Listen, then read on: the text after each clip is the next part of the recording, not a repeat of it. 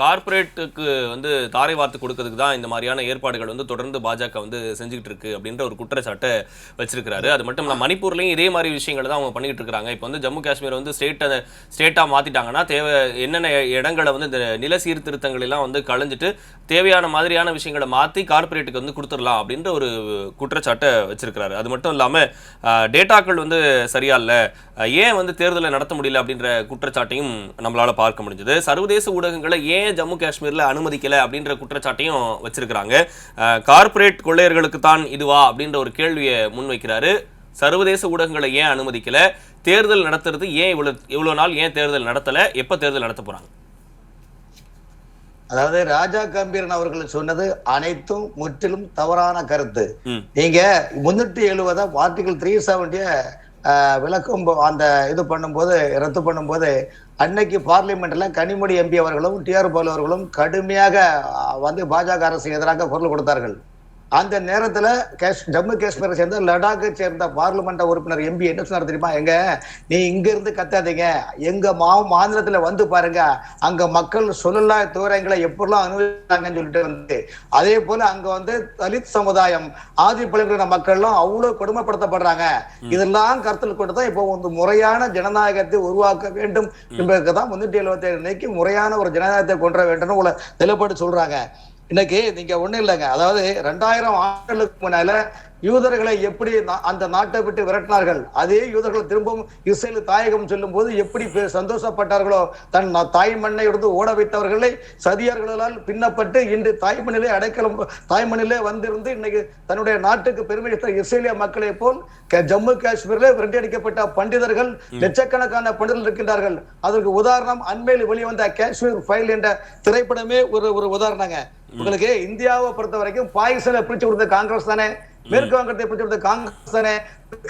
ஜம்மு காஷ்மீர்ல மிகப்பெரிய, அதாவது பெரும்பான்மை மக்களுக்கு இடையூறு செய்து அவர்களை ஒரு பொருளாவே நினைக்காமல் செய்த அனைத்தும் காங்கிரஸ் கட்சி தான். இதனுடைய மெயின் ரோலே ஜம்மு காஷ்மீருக்கு இவ்வளவு தாரை வைத்து இவ்வளவு வன்முறையும் கலாச்சாரம் வெடிக்குண்டு கலாச்சாரத்தை ஏற்படுத்திய இயற்கையான ஒரு இயற்கை வளங்கள் நிறைந்த ஒரு மாநிலத்தை சிதறமடை செய்தது ஜவஹர்லால் நேரு தான். ஜவஹர்லால் நேரு பிரதமராக இருக்கின்ற போது ஜம்மு காஷ்மீரில் அவர் என்ன செய்தார்? பிரதமர் உத்தியோகம் பார்த்தாரா? இல்லை.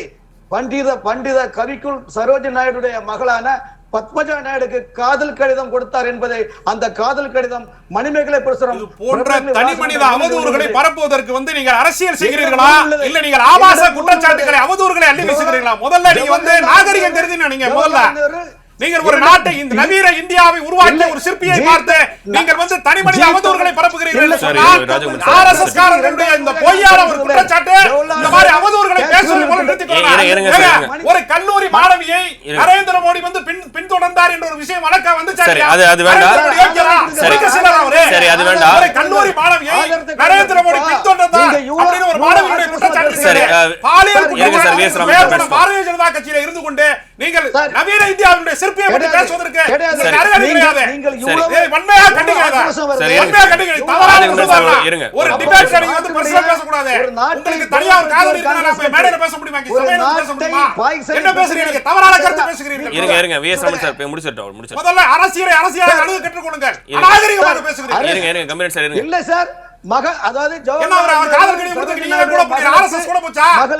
ஆர்எஸ்எஸ் பொறுக்கியல் கூட போறாங்களா? நான் கேக்குறேன். இருங்க சார். நவீன இந்தியாவினுடைய சிற்பியை பத்தி நீ அவதூறு பேசுவ? சரி இருங்க நாட்டினுடைய பிரதமரை பற்றி நீங்க தவறாக பேசுகிறீர்கள். சார், உங்களுக்கு பிரிச்சு கொடுத்த பாலியல் குற்றச்சாட்டுக்கு ஆளானவங்க மோடி குற்றச்சாட்டுக்கு ஆளானவங்க கல்லூரி மாணவியை பின்தொடர்ந்தாரு வழக்கு இருக்கு. சார் இருங்க அவர் முடிச்சிட்டோம். அதுக்கு அப்புறம் உங்கள்ட்ட யோக்கியதை இருக்கிறத பத்தி பேசுவதற்கு இருங்க சார். ஆர்டிகல் 370 எதிர்ப்பாளர்களை உங்களோட ஒரே ஒரு கேள்வி கேட்கிறேன். காஷ்மீர்ல பொறுத்த வரைக்கும் கதற இந்து பெண்கள் கணவன் முன்னிலை பெண்களை கற்பழித்தது யார்? ராணுவத்தை கற்பழிச்சே. கதற கற்பழித்தது ராணுவ, இந்திய ராணுவம். அங்க இருக்கக்கூடிய இஸ்லாமிய பெண்களை கற்பழித்தார்கள். இந்த மனித உரிமை ஆணையத்தினுடைய ரிப்போர்ட். என்ன தவறான கருத்துக்களை பேசுறீங்க? யார் சொல்லுங்க, இதுக்கு பதில் சொல்லுங்க. அப்பட்டமான பொய்களை நீங்க பேசுறீங்க. முதல்ல மாடாமலிக சொந்தக்கல்ல கோடிசநாயக வேலைக்கு இந்த கட்டுக்கதை நீங்க வேணாம். எந்த ஆதாரம் என்ற பொய்களை பேசுறீங்க? ஆதாரம் இருக்கா உங்களுக்கு? நீங்க பேசுறதுக்கு ஆதாரம் இருக்காங்க? முதல்ல எல்லாம் இருக்கு சார். ஆதாரம் இருக்கா? இருக்கு சார். கட்டுக்கதைகளை பேசுறீங்க. ஆர்எஸ்எஸ் எப்பொழுதுமே கட்டுக்கதைகளை தான் பொய்களை தான் பேசும். அம்பேத்கரின் பேர்ல பொய் பேசுறீங்க, நேருவின் பேர்ல பொய் பேசுறீங்க. எத்தனை பொய்களை பொறுத்துக்கொள்வது? 370 பேர் தேச துரோகிகள். இந்தியாவின் முதல் உண்மையான தேச துரோகிகள் பிரிட்டிஷ்காரனுக்கு சேவை செய்த ஆர்எஸ்எஸ் தான் தேச துரோகி. இந்த நாட்டினுடைய மிகப்பெரிய தேச துரோகிகள் ஆர்எஸ்எஸ். உங்களை போன்ற வலதுசாரிகள் ஆர்எஸ்எஸ் தான் இந்த நாட்டினுடைய உண்மையான தேச துரோகி. சரி இருங்க, அவர் முடிச்சிட்டோம். எஸ் ரமன் சார் ஆர்டிகல் 370 எதிர்ப்பவர்கள் தேச துரோகிகள். இந்த நாட்டின் இறையாண்மையை கருத்தில் கொண்டுதான் பாஜக அரசாங்கம் 370 எதிர்த்து உண்மையான ஜனநாயகம் மலரச் செய்யக்கூடிய நீதிமன்றத்தை நீங்கள் குறைச்சுண்டால் ஆகவே பாஜக எடுத்த அந்த நடவடிக்கை காஷ்மீர் மக்களின் முழு சுதந்திர கட்டை சுவாக செய்யும். அங்க அரசு ஊழியர்கள் பணி செய்ய முடியவில்லை. இதெல்லாம் காஷ்மீர்ல நீங்க போய் பாருங்க சார், அங்க என்ன நடக்குது நீங்க பாருங்க. நீங்க ஒரு சார்பா பேசாதீங்க. இந்த காங்கிரஸ் கட்சி இந்தியாவில் பெருமை மக்களும் அல்ல, காஷ்மீர மக்களின் வாழ்வாதாரத்தை சீர்திருத்த காங்கிரஸ் கட்சியை இன்னைக்கு 5 மாநில தேர்தலில் 3 மாநிலத்தில் பாஜக கைப்பற்றுள்ளது. அதே போல் பாருங்கள் 2024 மீண்டும் பாஜக ஆட்சி அமைத்து இந்தியாவின் நவீன சிற்பியாக பிரதமர் மோடி இருப்பார். அவர் உங்களை போன்று ரியல் நடிகராக இருக்க மாட்டார், ரியல் பிரதமராக இருந்து காட்டுவார். காஷ்மீரத்தில் முறையாக நம்முடைய தமிழ்நாடு மாதிரி ஜனநாயகம் மலர்ந்து அந்த காஷ்மீரத்து மக்கள் உண்மையான ஜனநாயக காட்டை சுவாசிக்கும் காலம் வெகு தூரம் இல்லை. ஆகவே நீதிமன்றம் சொன்ன அந்த உண்மையான நடவடிக்கை விரைவில் பார்லிமெண்ட் தேர்தல் முடிந்து அங்கு காஷ்மீர் ஜம்மு காஷ்மீர் ஒரு சட்டமன்ற தேர்தலை வைத்து மக்கள் சுதந்திர காட்டை சுவாசிப்பார்கள்.